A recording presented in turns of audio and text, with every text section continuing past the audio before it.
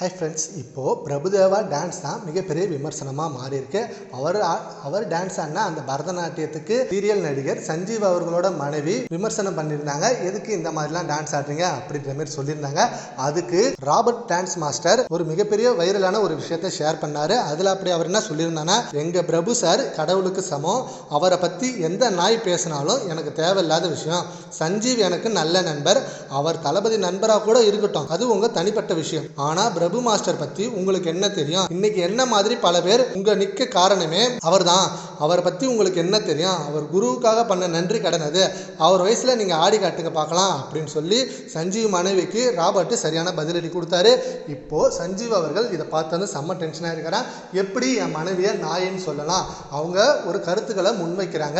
அந்த கருத்துக்களை உங்களுக்கு மாற்று கருத்து இருந்தா அதை டீசெண்டா சொல்லுங்க. அதை எப்படி ஒருத்தவங்கள நாயின்னு நீங்க பேசலாம்?